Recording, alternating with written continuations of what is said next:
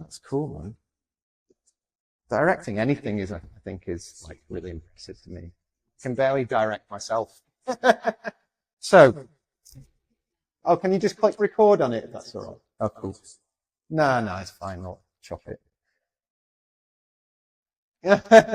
I'm teaching this again tonight, so I kind of get progressively smoother with it as I film it. As in, yesterday it sounded rubbish, but now at least the sound will be all right. And then hopefully third time around, I'll be all right too. So we're working on, well, finishing anything from last week, but also prepping pieces for these hard-slab pots. So basically, this will be done in 2 sessions. So this doesn't necessarily need to take the whole session prepping the slabs. We're going to make it like, imagine flat pack furniture. You make all the pieces 1 week, and then when they're leather hard the following week, we'll sort of test them and fit them together. So these are a few examples of pots made using this technique. So this is one that Eva's made. It's not glazed yet. So you've got a front panel, a back panel, and a side piece running all the way around, and then a base. So 1, 2. In this case, there's only 4 pieces that make that up, with something like kind of rectangular. We've got, again, front panel and back panel. So the way, with this project, basically, you're going to have the same shape, the front and the back of the piece, and then some side panels running up the sides to make it 3D, and then a base underneath. So that's just a basic box, and then something slightly more complex, but not too.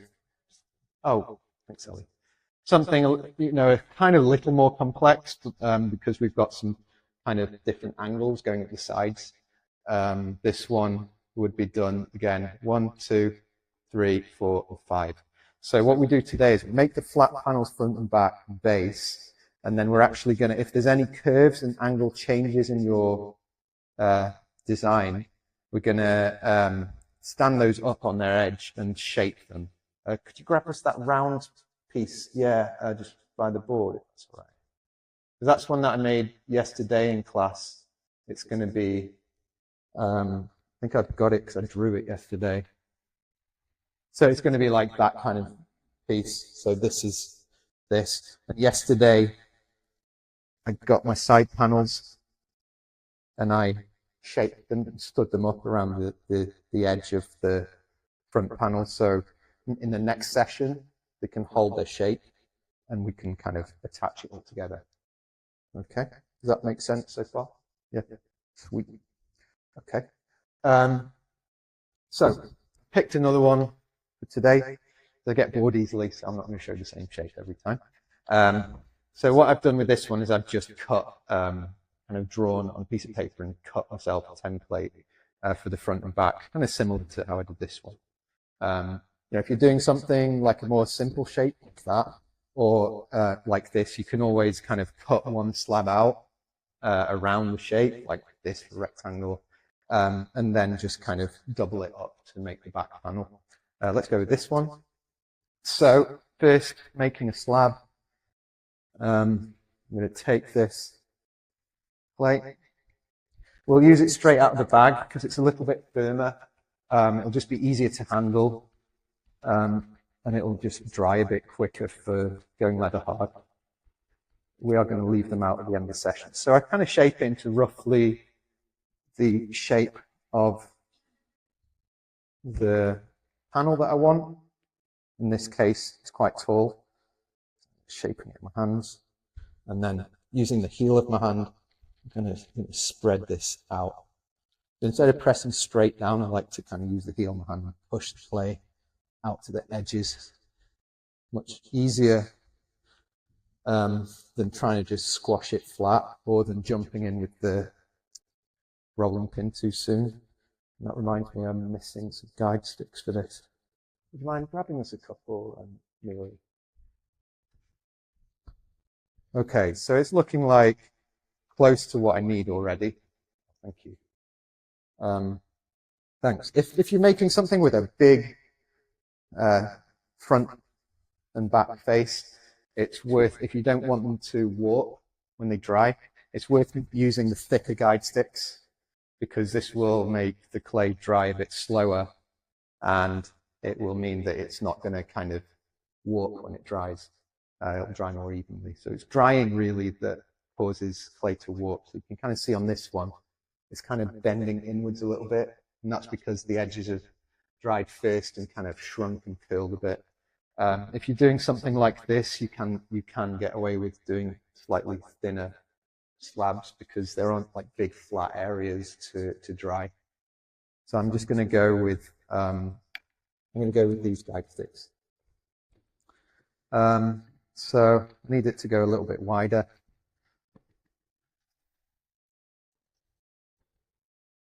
I'm going to roll it this way. I always start in the middle when I'm rolling a slab and push the clay out to the edges. Otherwise, if I start at one end, I'm just pushing that thick clay back towards the middle of the slab. Already, it's kind of bigger than what I need. So to save time and effort, I can roughly cut around this before I've finished making my slab. This will keep the clay fresher. The more I roll it, the drier it gets. So that makes it easier for me to wedge this up and use it again. And secondly, it just saves on energy rolling clay that I don't actually need. I'll put these over here, keep them wrapped up if it's a warm day, and then I can carry on rolling my slab. I like to keep turning the slab around, flipping it over when I'm rolling it out. It's going to help it to spread more evenly, and again, that will help with it drying more evenly. You know, clay has like a grain to it, like you would have in wood. So if you kind of roll and stretch it out in one direction, it might want to kind of curl back when it's drying. But if you kind of keep flipping it over, turning it around, spreading it in different directions, it's going to kind of shrink more evenly. Right, I quite like the shape of it a bit, as it is there. But I'll stick with the plan. Oh, yeah, do that. So once it won't go any thinner, that means I've reached the thickness of the guide sticks. I definitely don't need that. I'll just roll it this way a little bit, make sure that it's really rolled down to the thickness of the guide sticks. I can roughly cut it out. I don't cut it tightly to the shape today, because when I pick it up, it's going to stretch and move anyway, so there's no point in kind of trying to carefully cut it. You'll have to cut it again in the next session. So I just leave a little bit of a border around there. I like to use a blunter kind of cutting tool when I'm working with soft clay, because it just cuts through it more easily and separates the clay out. If you use a sharp knife, sometimes the clay sticks itself back together and it can just be a bit fiddly. So that's my first panel. Happy with that. When I'm picking it up at this point, I don't like to pick it up by the edges because they're going to stretch and thin out. So I'll just flip it onto my hand like that using the cloth. And then I can kind of lay it out on a board. That way around. And then ready for the other piece. So for my bars, if I'm doing something like this, I would do that twice. So I've got the front panel and back panel, and then I would work on the side panels. So if you've already got a load of clay like this, you can wedge it up. So it's still pretty soft because I cut it off early, so it's still it's not had all this moisture dry out of it yet. You can sort of see it going into the table. Ram's head wedging. Slabs tend to produce a lot of kind of offcuts. So if you can reuse them as you go, it just sort of saves on effort for us, really, to reclaim it. Right, okay. If you're wanting to check if you've wedged clay enough, you cut it in half and you see if there's any gaps in there. If I just spread that surface out, if there's any big gaps that open up, I know that it's not quite mixed together right, and I can just wedge it for a bit longer. And then I just use a curved surface on a curved surface so that I'm not trapping more air pockets in there. And I've got my fresh piece of clay ready for the side panels. So side panels, then you have to decide what depth you want your piece to be. So we're looking at this width here, because I need strips of clay that are going to kind of form the side panels. I can just get this, quite fancy quite a narrow one, to be honest, so I'm going to go with this, but you can make it as deep as you like for your design. So I've got a strip of paper as a guide.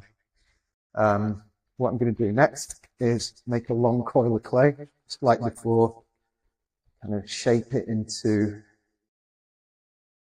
the shape that I need the side panel to be.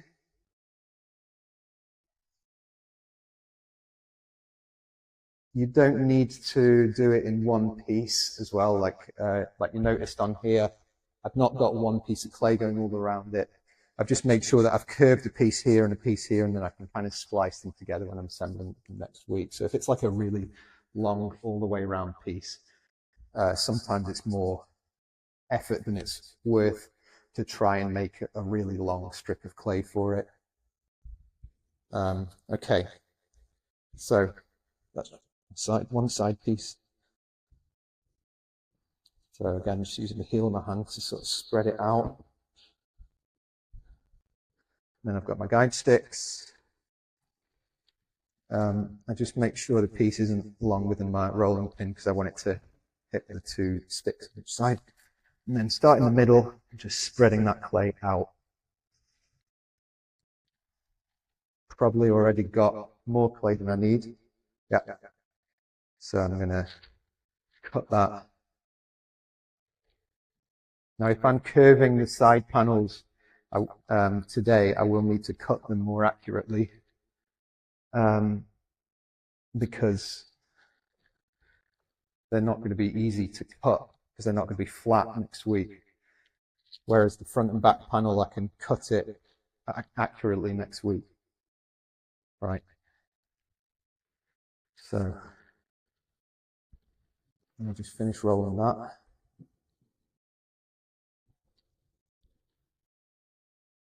Until it won't get any thinner. And I can cut along it to make a side panel.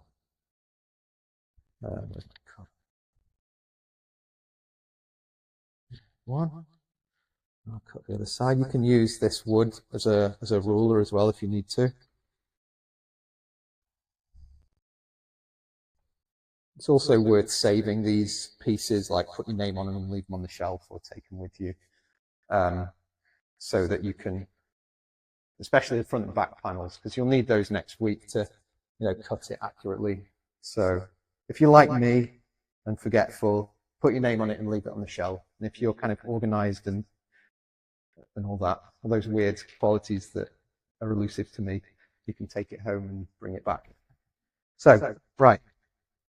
That's not very accurate, but that looks about right. So I've got one side panel here. So I'm going to show you how I shape this around the edge of my shape, my front panel. So the reason why I'm doing it at this stage is when the clay is leather hard, and if I try to bend it around the shape when it's leather hard, it's more brittle, so it'll probably crack. So it's makes more sense to do it at this stage. It will still have some flexibility, so it's not like you need to be exact in the corners, the corners and angles, but as long as you've got it kind of more or less in the curve and the angles that you want, you can then next week kind of move it a little bit, and then you can kind of fettle it to form the shape that you need.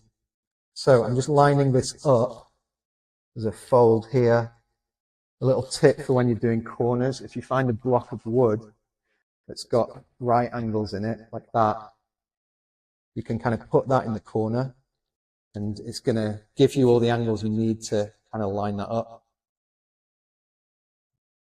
So I've kind of shaped that just right, and also it means that I can check that my side wall is not kind of tapering in, because it's giving me like a right angle here. So it just means that these corners here are going to be kind of the right angle.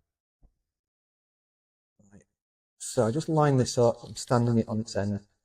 I know I'm doing this straight onto the clay underneath. I'm not scoring and slipping it, so I don't need to worry about it sticking too much. You can unless the slabs are really soft, you can pretty much stack slabs on top of each other, and you'll be able to peel them apart the following week.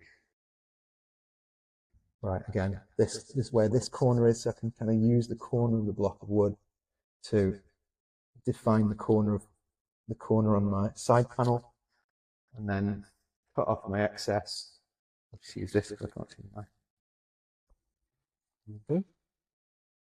And just make sure it's kind of lined up right, and then it can just be left to kind of rest up. So I would do the same with the other piece, and then the base panel under here, it pretty much needs to be, I like to do it so that your whole piece is going to sort of sit on top of the base and then cut around. So instead of making the base fit inside the walls, I make the base a bit wider than everything, and then I can sit the whole thing on top of the base, cut around it, and attach it to the bottom. I'll just cover that for you.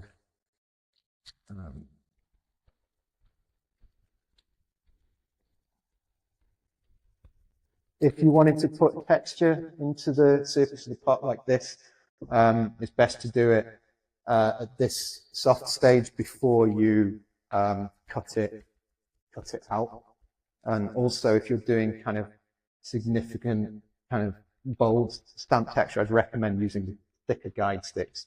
Obviously, you're going to be making the clay thinner where you stamp it. If anything textured, I like to go a bit thicker. In this case, I think I'll demonstrate this technique, which was slip decoration before firing, and then wax painted on and glazed over the top. So the wax kind of is wax resist that resists the glazing. You can kind of see the slip showing through the glaze where the wax was. Right, okay, doing my base. So I need it to be a little wider than this, which this piece already is, and then a little deeper than this. So imagine the thickness of the front and back wall added onto this, and same for the sides there. Again, turning it around. Way more than I need, which is fine. So I'm just going to cut it a little bit wider than this. I can trim it down next week. It's better that it's a little too big than a little too small at this stage. Cut those extra bits off, they can get recycled. And then I just need the thickness to be the depth. Again, a couple of centimeters more than what I need. Roll that out. And that's my base piece. With the pieces that are kind of just rectangular that you might not recognize next week, I just recommend use a blunt point and just mark your initials onto it, because I'm probably going to like stack them up when they're leather hard to save a bit of space, and then we can kind of dish them out to whoever they belong to next week. So yeah, so that's what you need to do today. Figure out the design you want. You need 2 of these, so front panel and back panel, and then you need enough clay for the side walls, and you need a base on the bottom of it. Is there any questions for Karen? Cool. All right, let's get cracking. Yeah, cheers.